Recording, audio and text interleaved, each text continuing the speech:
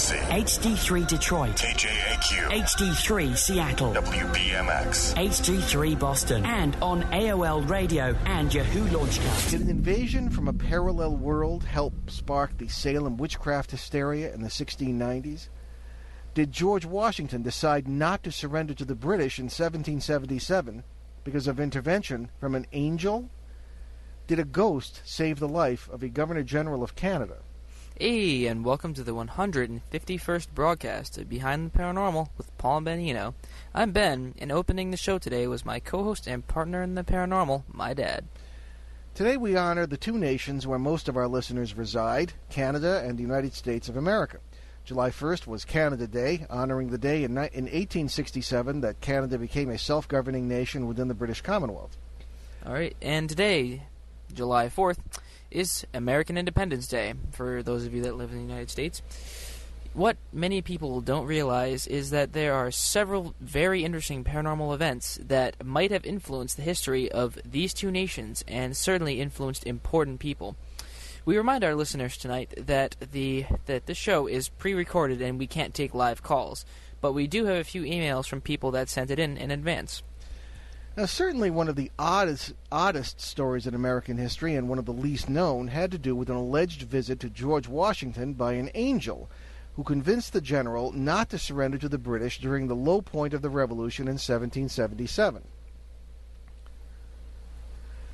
Now, what we have here is really a third-hand report written in 1861 from a fellow who said that he knew a man named Anthony Sherman who knew Washington at Valley Forge, was very old, of course.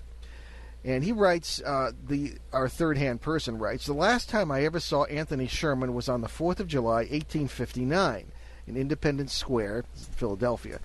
He was then 99 years old. His dimming eyes rekindled as he gazed upon Independence Hall, which he had come to visit once more. I want to tell you about an incident of George Washington's life, one which no one alive knows about except me, and which, if you live, you will before long see verified." He said, quote, from the opening of the Revolution, we experienced all phases of fortune, good and evil. The darkest period we ever had, I think, was when Washington, after several reverses, retreated to Valley Forge, where we resolved to pass the winter of 1777. I often saw the tears coursing down our dear commander's careworn cheeks as he conversed with a confidential officer about the condition of his soldiers. You have doubtless heard the story of Washington's going to the thicket to pray. Well, he always used to pray to God in secret for aid and comfort. One day, I remember well, the chilly winds whistled through the leafless trees. Though the sky was cloudless and the sun shone brightly, he remained alone in his quarters nearly all afternoon. When he finally came out, I noticed that his face was a shade paler than usual, and there seemed to be something on his mind of more than ordinary importance. Returning just after dusk, he dispatched an orderly to the quarters of the officer I mentioned, who was in attendance at the time. After preliminary conversation of about half an hour, Washington, gazing upon his companion with that strange look of dignity that he alone could command, said to the latter, quote, I do not know whether it is due to the anxiety of my mind or what, but this afternoon, after I was preparing a dispatch, something seemed to disturb me. I looked up. I beheld, standing opposite me, a singularly beautiful being. So astonished was I, for I had given strict orders not to be disturbed, that it was some moments before I found language to inquire the cause of this visit. A second, a third, and even a fourth time did I repeat my question, but received no answer from my mysterious visitor, except a slight raising of the eyes.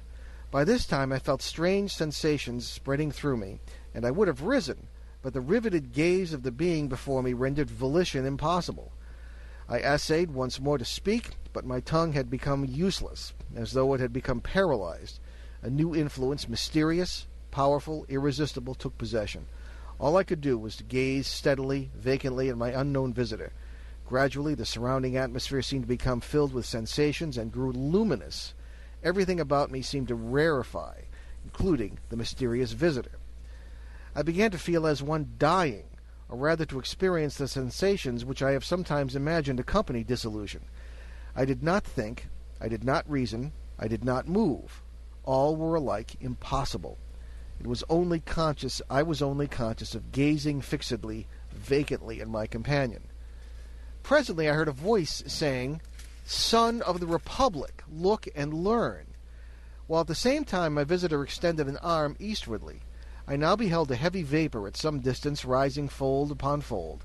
This gradually dissipated, and I looked out upon a strange scene. Before me lay spread out in one vast plain all the countries of the world, Europe, Asia, Africa, and America. I saw rolling and tossing between Europe and America the billows of the Atlantic, and between Asia and America lay the Pacific. "Son of the Republic," said the same mysterious voice as before, "look and learn." At that moment I beheld a dark, shadowy being as an angel standing, or rather floating, in midair between Europe and America, dipping water out of the ocean in the hollow of his hand. He cast some on Europe. Immediately a cloud raised from these countries, and joined in mid-ocean. For a while it remained stationary, and then moved slowly westward until it enveloped America in its murky folds. Sharp flashes of lightning gleamed through it at intervals, and I heard the smothered groans and cries of the American people. A second time the angel dipped water from the ocean and sprinkled it out as before. The dark cloud was then drawn back to the ocean, in whose billows it sank from view. A third time I heard the mysterious voice crying, "Son of the Republic, look and learn." I cast my eyes upon America, and beheld villages and towns and cities string up one after another until the whole land from the Atlantic to the Pacific was dotted with them. Again I heard the mysterious voice say, "Son of the Republic, the end of the century cometh, look and learn." And this time the dark, shadowy angel turned his face southward, and from Africa I saw an ill-omened spectre approach our land. It flitted slowly over every town and city of the latter. The inhabitants presently set themselves in battle against each other. As I continued looking, I saw a bright angel, on whose brow rested a crown of light, on which was traced the word Union, bearing the American flag, which he placed between the divided nation. He said, "Remember, you are brothers." Instantly the inhabitants, casting down their weapons, became friends once more and united around the national standard. Again I heard the mysterious voice saying, "Son of the Republic, look and learn." At this the dark, shadowy angel placed a trumpet to his lips and blew 3 distinct blasts, and taking water from the ocean he sprinkled it on Europe, Asia, and Africa. Then my eyes beheld a fearful scene. From each of these countries arose thick black clouds that were soon joined into one, and throughout this mass there gleamed a dark red light by which I saw hordes of armed men moving with the cloud, marching by land and sailed by sea to America, which country was enveloped in the volume of cloud, and I dimly saw these vast armies devastate the whole country and burn the villages, towns, and cities that I had beheld springing up. All my ears listened to the thundering of the cannon, the slashing of swords, and the shouts and cries of millions of mortal combat. I again heard the mysterious voice saying, "Son of the Republic, look and learn." When the voice had ceased, the dark angel placed his trumpet once more to his mouth and blew a long and fearful blast. Instantly a light as of 1,000 suns shone down upon me from above, and pierced and broke into fragments the dark cloud which enveloped America. At the same moment, the angel upon whose head still shone the word Union, and who bore our national flag in one hand and a sword in the other, descended from the heavens attended by legions of white spirits. These immediately joined the inhabitants of America, who I perceived were well nigh overcome, but who, immediately taking courage again, closed up their broken ranks and renewed the battle. Again, amidst the fearful noise of the conflict, I heard the mysterious voice saying, "Son of the Republic, look and learn." As the voice ceased, the shadowy angel for the last time dipped water from the ocean and sprinkled it upon America. Instantly the dark cloud rolled back, together with the armies it had brought, leaving the inhabitants of the land victorious. Then once more I beheld the villages, towns, and cities springing up where I'd seen them before, while the bright angel, planting the azure standard he had brought in the midst of them, cried with a loud voice, "While the stars remain and the heavens send down dew upon the earth, so long shall the Union last." And taking from his brow the crown on which blazoned the word Union, he placed it upon the standard while the people, kneeling down, said, "Amen." The scene instantly began to fade and dissolve, and I at last saw nothing but the rising, curling vapor I had at first beheld. This also disappeared, and I found myself once more gazing upon the mysterious visitor, who in the same voice I had heard before said, "Son of the Republic, what have you seen? And what you have seen is thus interpreted. 3 great dangers will come upon the Republic. The most fearful is the third, but in this greatest conflict the whole world united shall not prevail against her. Let every child of the Republic learn to live for his God, his land, and the Union.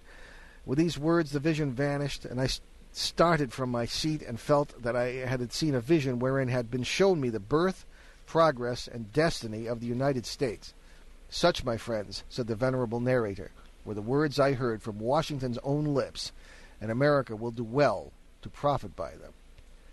All right, well, this supposedly was put into a letter that Washington wrote, but nobody knows what the letter is, as far as I know. This, of course, is often interpreted as a story like the cherry tree story and other things that were attached to Washington as part of what is generally known as the American civil religion. Okay, American civil religion is not a generally well-known term, but sociologists used to talk about it.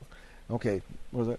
Oh, I thought that was really, really very interesting. It sounds like the last thing was more like the Great Depression, and then after that, everything else changed, and it kind of ceased to be. Yeah. Well, the issue is whether this really happened, but there's really no way to know. Yeah. But the last one did sound kind of something you wouldn't want to necessarily witness firsthand. Nah, well, I don't know. It's interesting stuff.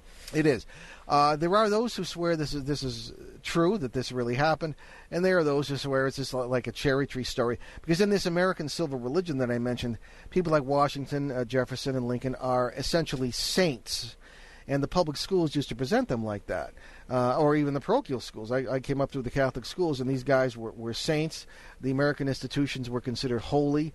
Presidents were generally deified after they died. And to be trusted. Yeah, and this is long before. I think Watergate started to change everything.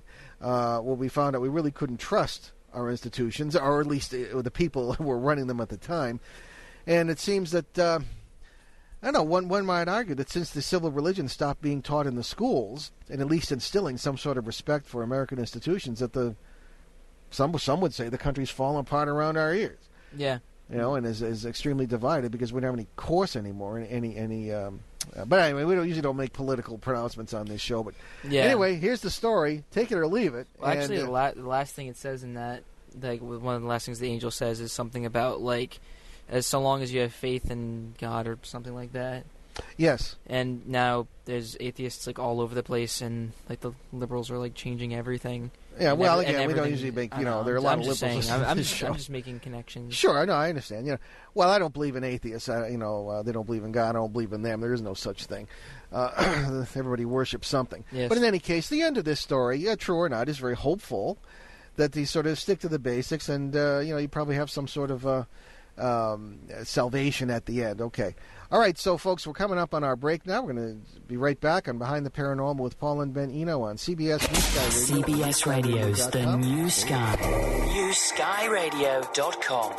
Across the Veil with April Lugo. Join April Lugo each Tuesday night at 7 for Across the Veil. Across the Veil is a show that promises to be a unique experience as April connects and communicates with those who are across the veil. April receives guidance and wisdom from the ancients, angels, masters, teachers, and guides, as well as hearing messages from those who have preceded us across the veil, family, friends, and loved ones alike. The program is an excellent opportunity for you to hear from those who are across the veil. April will be answering questions and giving insight. That's the main reason for the program. Across the Veil at 7 Tuesday on The Sky. Look up to the sky. Psychic Radio is now CBS Radio's The Sky. Reach out. NewSkyRadio.com.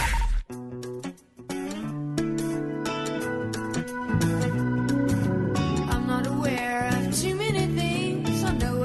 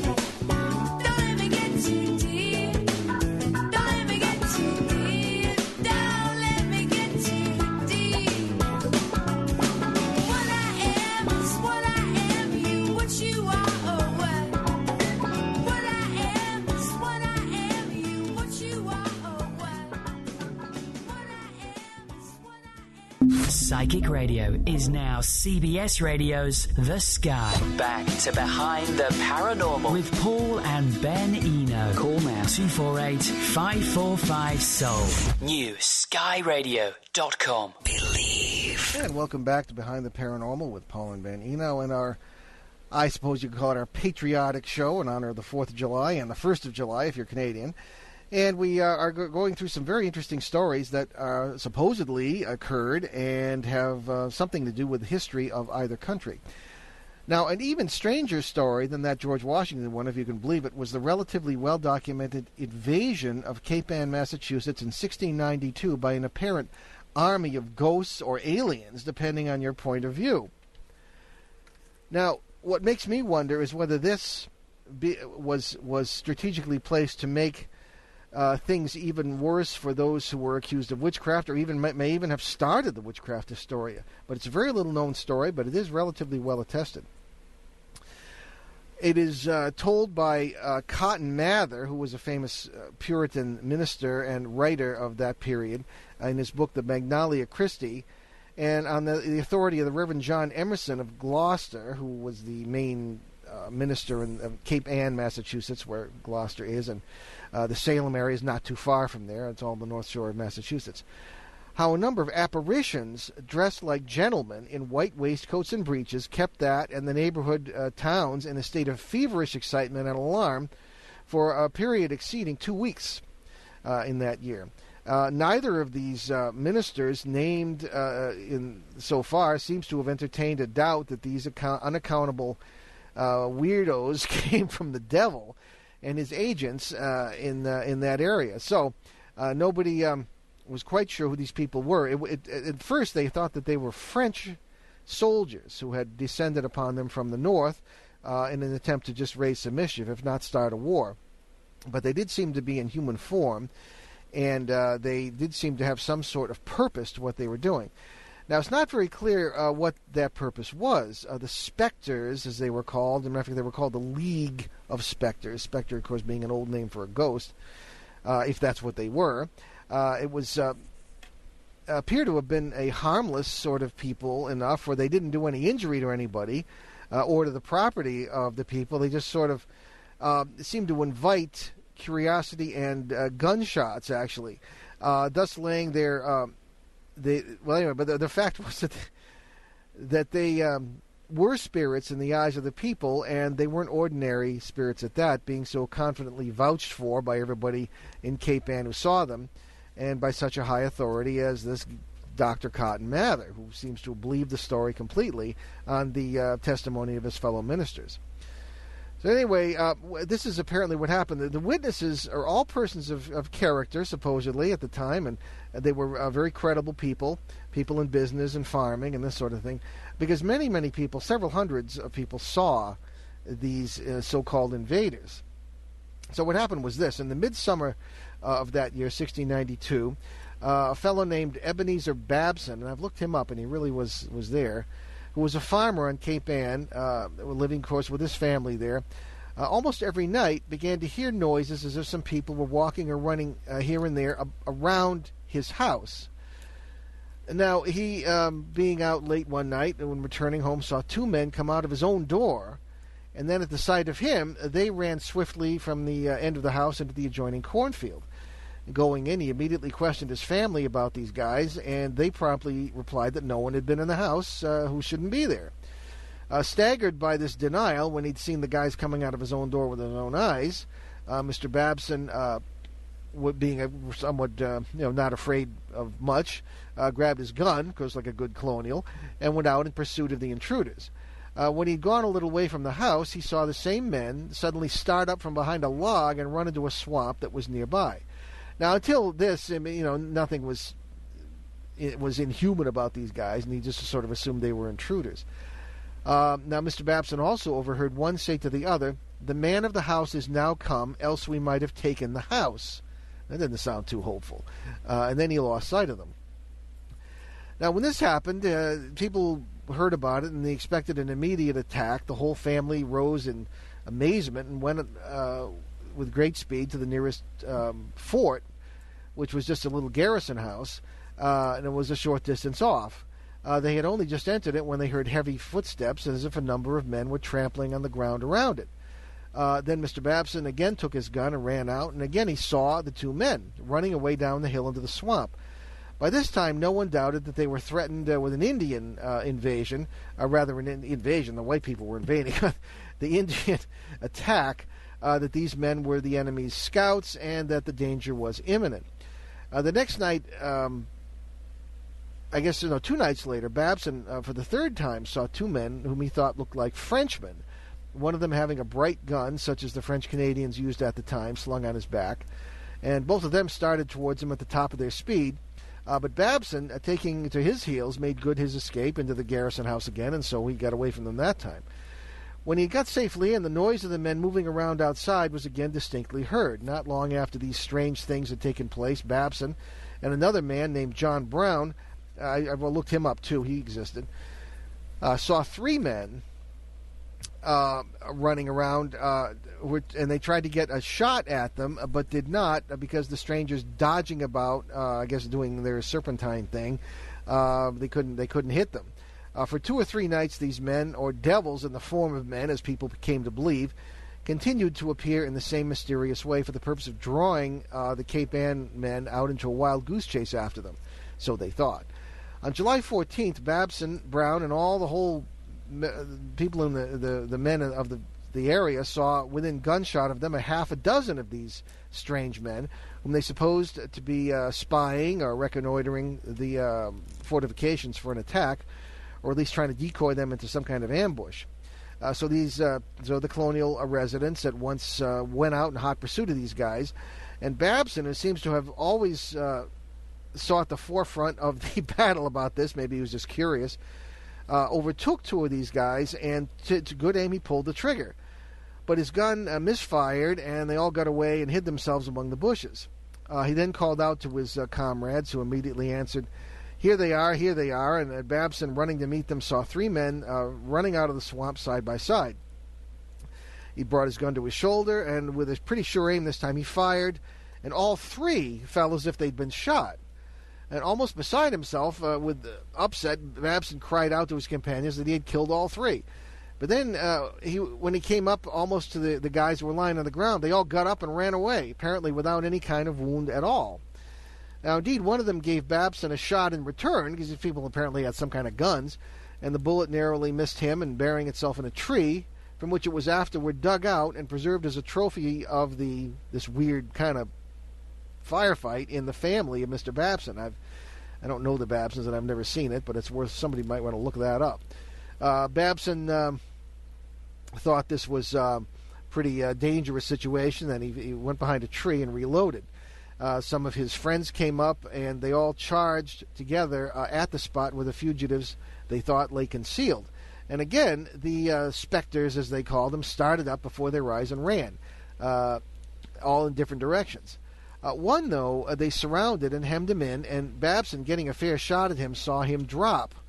I can't believe how these guys would, sort of just kill people at the drop of a hat. But when search was made, the dead body had vanished. After a fruitless hunt, during which the colonists heard a loud talking going on in the swamp by a bunch of men, they couldn't understand the language. They returned a bit disappointed and really tired to the little garrison house in order to report their ill success with these invaders, whoever they might have been. But no sooner were they back there than they saw men skulking around in the bushes who prudently kept out of gunshot, and they were just more confused than ever. These guys just simply couldn't get rid of them. The next morning, Babson started to go over to the harbor in order to give the alarm there, for it was not doubted by anyone that an attack was coming. While on his way there, he was waylaid and fired at by the unaccountable troublers, quote-unquote, who, strange to say, loaded their guns with real bullets, as poor Babson was near finding out to his danger of his own life. Now, having gotten help, the neighborhood was scoured for traces of this attacking party, 2 of whom were seen, but not being mortal flesh and blood, they were convinced by this point, could not be harmed by lead or steel. Because apparently they shot at them, and one guy even got enough close enough to use a dagger, and it didn't do any good on these guys. They couldn't be harmed. In the course of a few days more, two of the men from the village went out upon a scouting mission. They saw several of these weird guys come out of an orchard in which they seemed to be performing some strange incantations, so it was reported. There were 11 of them. A fellow named Richard Dolliver, one of the fellows from Cape Ann, raised his gun and fired into the midst of them, where they stood in the thickest, but of course without any effect than to make them scatter. It now became clear that these strange visitors bore a charmed life, and that the Cape was in a great peril from this invasion, which they believed to be devilish, and the end of which nobody could foresee. The aid of surrounding towns was called in this crisis, as they considered it. A reinforcement of 60 men from Ipswich, Massachusetts, led by a fellow named Captain Appleton, coming promptly to the rescue, and they gave the garrison much encouragement, and they were also witnesses to the presence of these strange visitors. For 2 weeks, they had been kept in continual alarm night and day by these visitors. They showed themselves first in one place and then in another to draw out and harass the colonists until one of these alleged enemies seemed lurking in every bush. Though repeatedly shot at, none could be killed. And no damage apparently resulted, and there were no wounds. CBS Radio's The New Sky. NewSkyRadio.com. This is the Lisa J. Smith Show. So you say you want to be a rock star, so why don't you go ahead and be one? This is Lisa J. Smith. You can listen to me every day at 3 o'clock Eastern. Lisa J. Now, right here at CBS Radio, The Sky. Look up to the sky. Psychic Radio is now CBS Radio's The Sky. Reach out, NewSkyRadio.com.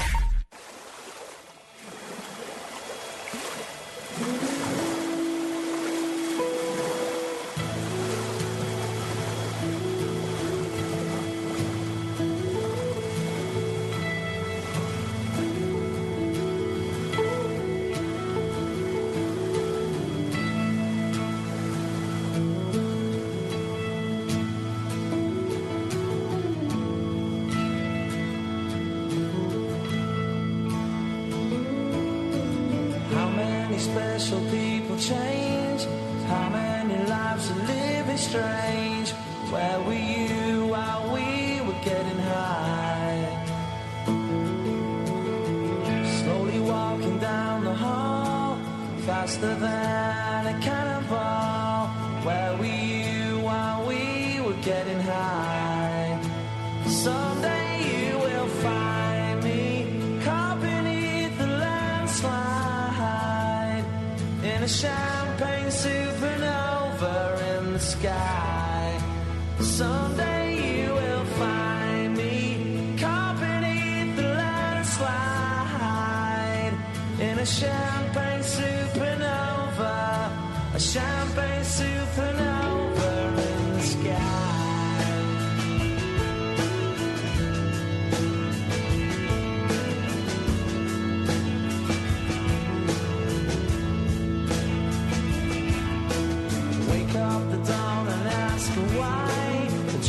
Dream, she never dies. Wipe that tear away now from your eye. Slowly walking down the hall, faster than a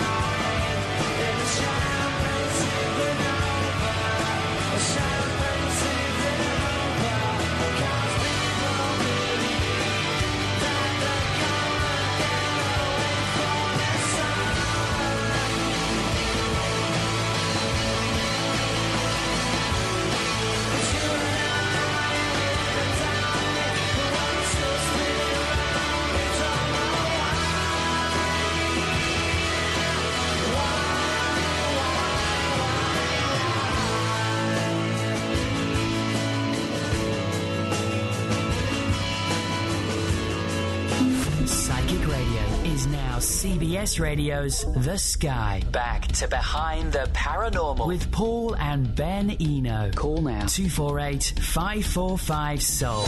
New skyradio.com. All right, welcome back to Behind the Paranormal with Paul and Ben Eno, and we're doing our July 4th / July 1st, I suppose, North American patriotic ghost and whatever paranormal entity stories here. Incidents that may very well have affected American and Canadian history. Ben, what was your opinion on these Spectre Leaguers who invaded, apparently, Cape Ann in 1692? I mean, what? Well, besides the fact that it kind of made me think of League of Extraordinary Gentlemen, it's very, very, very interesting story because, it could have potentially led to the Salem witch trials because they're like, the devil, they treat the devil like we treated the KGB. Like, yeah, I suppose. Like agents of Satan. Yeah. But, well, yeah. No, they didn't seem to harm anybody. Did they harm anybody? No, not as far as I know. Apparently they turned up, and there were some who stated that they seemed like they just sort of wanted to be friends, but given the temper of the times when France was in Quebec, remember this is before the French and Indian Wars, and because it wasn't until the 1760s that the French were expelled from North America by the British. Anybody in New England was a little bit nervous that the French were going to encroach from the north or even from the sea. So there was a certain amount of paranoia. But the fact, they would shoot at these guys and would have no effect, and they just didn't seem right somehow, immediately brought to the Puritan mind the idea that the devil had invaded Massachusetts, and maybe it just gave rise to that, and since these guys are here, maybe the devil's doing other work. And of course, you have to bear in mind that during that period, there were far more more people hanged for witchcraft in Hartford and Central Connecticut than there were in Salem and Danvers. Really? Yeah. That's one of these strange things. However, nonetheless, I mean it's just too coincidental to me that this weird story, and it never seems to have been repeated. I don't know of any other. At least in New England, any story like this, but so many people witnessed it, and I've seen not only Cotton Mather's works, but I've seen a few letters that indicate that these people witnessed this stuff. So whether they were just being paranoid or whether this was actually like an alien invasion or multiversal invasion from some parallel web, who knows? So that's anything is possible, and everybody loves a mystery. So Here we go. All right, okay, let's move to a Canadian story now. As we mentioned, July 1st was Canada's Independence Day. It was 1867 when Canada became a self-governing country within the British Commonwealth.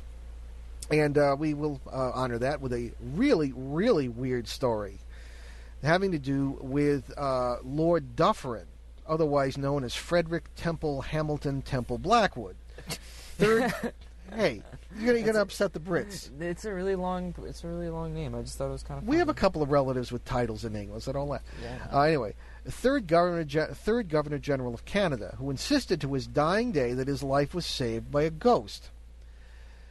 Now, Lord Dufferin was a distinguished statesman. He served in many important public positions, becoming Governor General of Canada in 1872 and holding that post until 1878.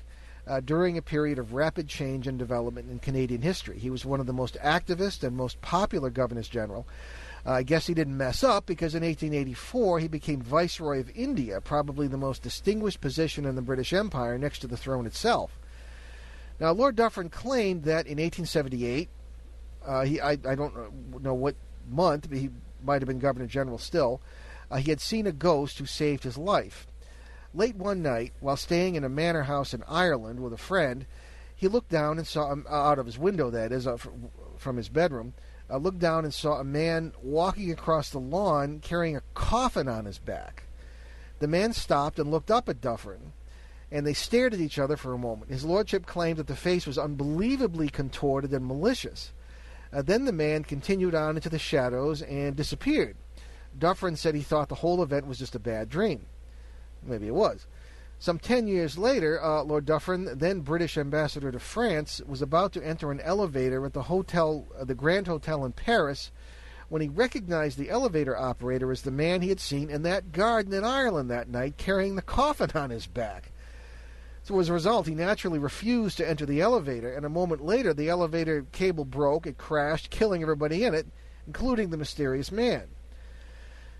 Now, this story has been called into question by many researchers, but who knows? I mean, I've heard stories like that. You know, that reminds me of the carrying the coffin on his back. If anyone's ever seen Nosferatu, the original one, like Nosferatu is walking around carrying a coffin around. Like, is that right? I've never seen that. Oh, it's really. You're talking about the old movie with Klaus Kinski? Yeah. Wow. Okay. Yeah, it was just like that. Yeah. Really? Yeah, Nosferatu was carrying a coffin on his back when he went in search of. I can't remember the guy's name, but I saw it like beginning of this year when Devil's Music Ensemble was doing a remake of the soundtrack for it. But the point being is that's what it reminds me of, that because he was carrying a coffin on his back. When year was that movie made? Oh, 19. It was during the silent movie phase, so it wasn't the 30s. It was it was 29. Yeah, it was something like that. It was the early 20s. Okay, well, obviously long after this incident. Oh yeah. You know, it's funny where these stories go.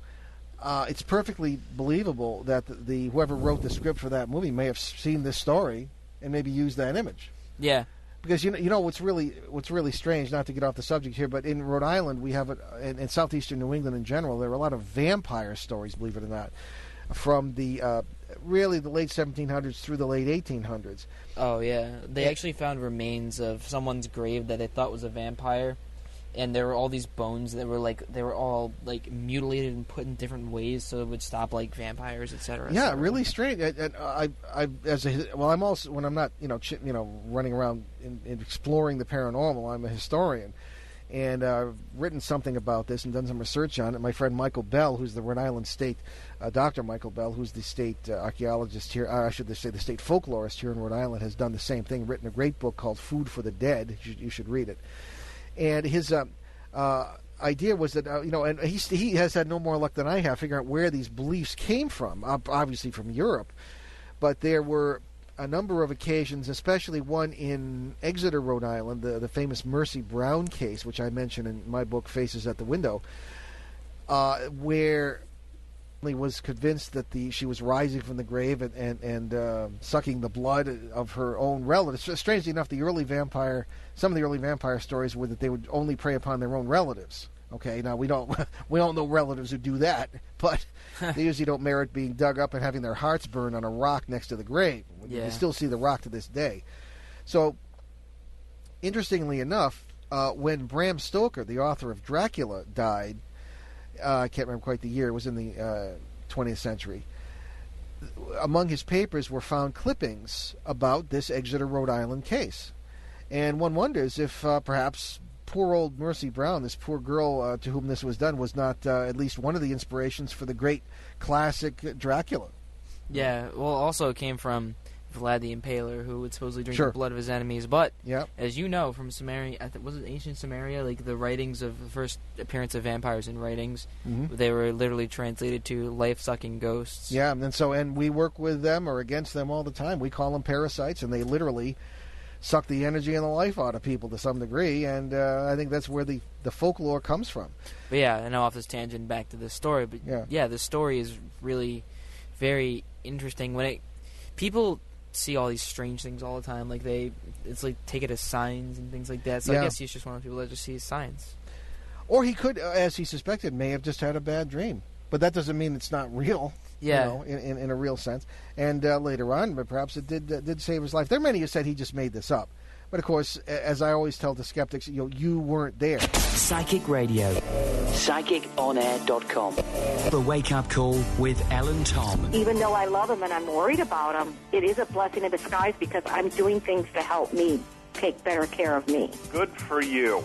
Hi, it's Tom Force. Reverend L. Newman and I are here Monday nights, 7 till 9, prime time, Eastern time in the United States, with Wake Up Call on Psychic Radio. Psychic Radio. We know you're listening. Life is a journey. Let us be your guide. Reach out on the net now, PsychicOnAir.com. Look for Psychic Radio on your AOL radio player.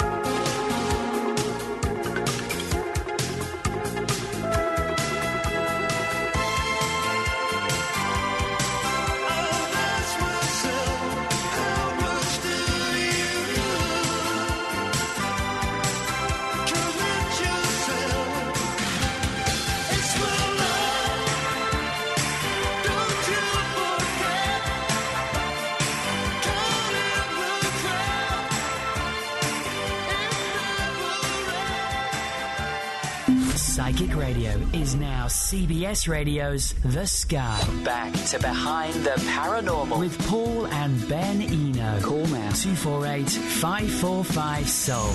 New skyradio.com. Believe. Hello, and we are back Behind the Paranormal with Paul and Ben Eno on our special July 4th, July 1st, U.S.-Canadian history paranormal show, so to speak, and we've been talking about a lot of strange things that happened in the history of these two countries, and paranormally speaking, and to some of the people involved in their history.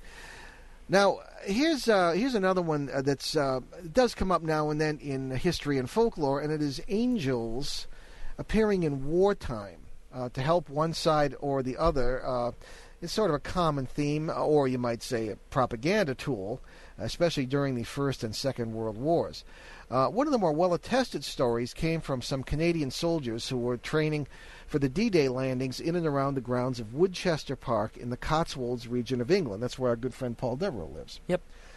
Although I don't think he lives in Woodchester Mansion. No. While serving in the military myself in the 1970s, I heard this story from a Canadian soldier whose father supposedly saw it himself. My companion described his father and some friends seeing a, quote, spirit hovering over a lake on the grounds of the Woodchester Mansion one night in 1944. The next day, a pontoon bridge on that lake collapsed during dragging 20 soldiers to their deaths who were practicing for the invasion. After this incident, a few of the soldiers began a nightly vigil on the grounds of Woodchester, hoping this angel of death would return. And he said that one of the soldiers took a photograph that clearly shows the image of an angel floating in front of a background of gravestones and tombs. The photo, marked 1950 E. Bennett, was examined by professional photographers who found, quote, no hint of forgery about it, unquote.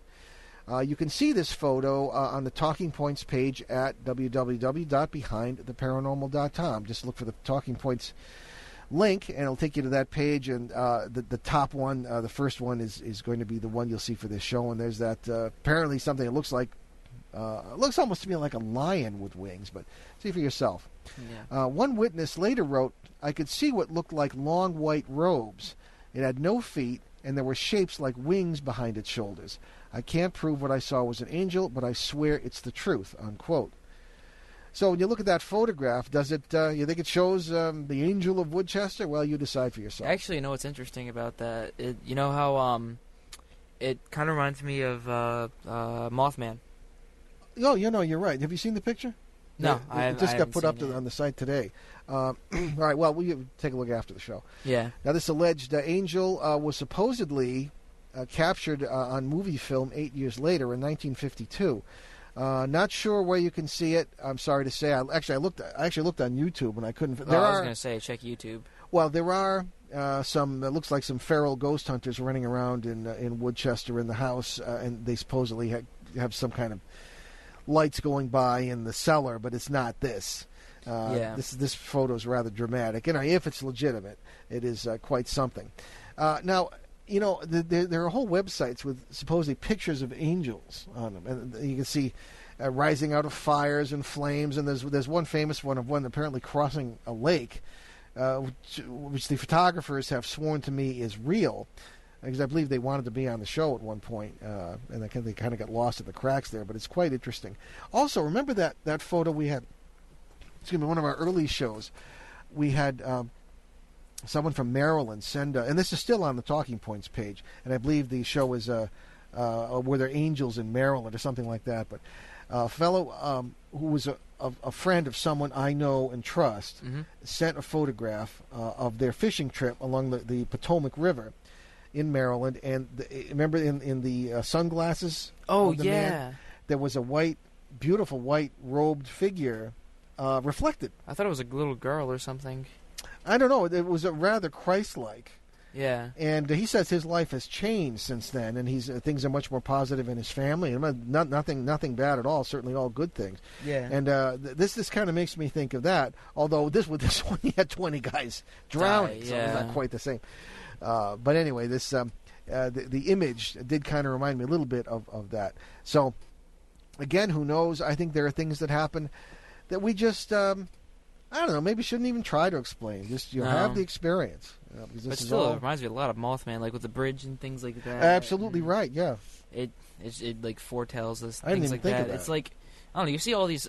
I don't want to say archetypes. They're not archetypes, but they're like these different symbols all over the world of like the angel of death or like Firebird that like predicts apocalypse or predicts like certain bad things that are about to happen, certain chaotic instances, and you see a lot of those like in Mothman and in this case and a few other cases. Yeah, very true.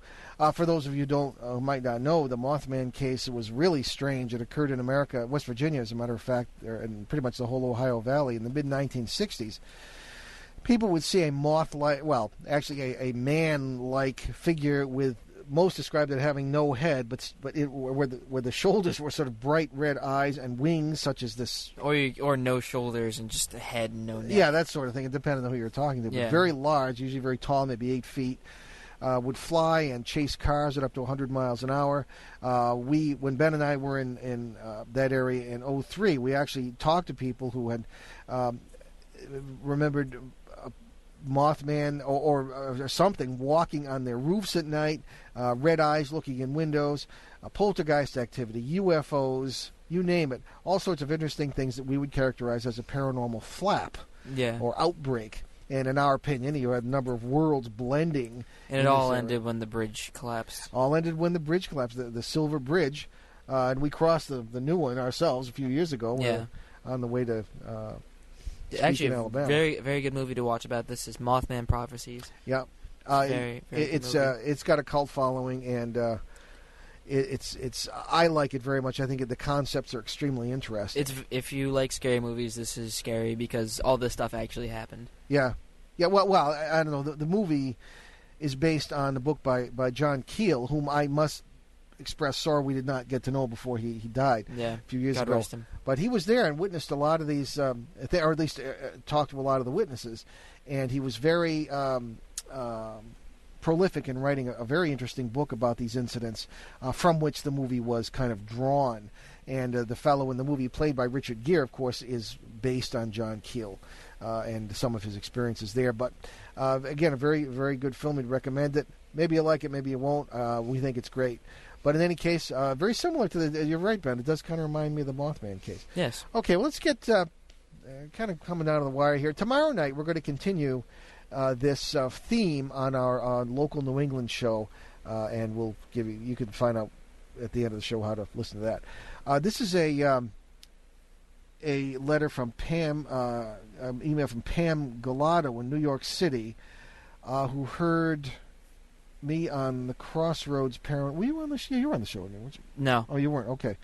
Hi, Paul. I heard you on the Crossroads Paranormal show the other night, and I was struck by everything you said, especially the idea that if we don't understand ghosts correctly, we won't understand what we ourselves are. Can you say more about that?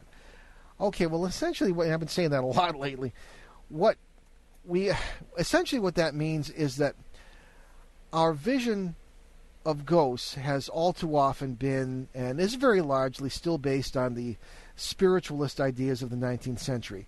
And before that, on some of the, I think, woefully inadequate ideas of some of the Greek philosophers of ancient times. Right? Matter, essentially, and people in the East don't think like this. It's pretty much people in the Western Hemisphere. Yeah. Matter is essentially bad. Spirit is good. And therefore, the body, really, you want to get rid of it, and you move on, and like the whole thing develops, especially in Christian thought. You go on to heaven, your soul, and your body's irrelevant. Well, that's not good enough, in my opinion. In Eastern thought, which I find much more realistic and appealing, even in Eastern Christian thought, the idea is that the whole person is immortal, not just the spirit or the soul, the body. And the question that arises to me is, how can you be yourself? People see ghosts, experience ghosts, and they say, well, he told me where the will was hidden, or he told me, or she told me this, that, and the other thing, and she was wearing her beautiful dress that she wore a lot, and the perfume was... these are physical characteristics. The cases that I've investigated for 40 years have physical characteristics. And when you look at them this way, it totally changes the idea of what we are. In other words, if you're just this, you got this shell and your spirit goes, flies away somewhere, and your body just goes poof, and you're in heaven. I mean, or you reincarnate, which of course doesn't make sense because why are there so many ghosts of people reincarnate? It doesn't add up. Just doesn't add up. I think it's much more sensible to take sort of an Eastern approach, and that's that and combine it with quantum mechanics, in which you have the idea of multiple parallel worlds where everything is possible, everything is happening simultaneously. Your past, your future, your wonderful moments, your loves, your hatreds, your bad moments are all taking place simultaneously. And depending on how, and you're in all these worlds, or most of them, and depending on how you use that power that gives you, the power of consciousness, then that has everything to do with not only what you are, but what you can become. And that's the secret. You have a super life. Maybe we can coin that. A super life? A super life. A life that goes beyond one world, embraces millions, trillions, billions of worlds. It's like the Uber life.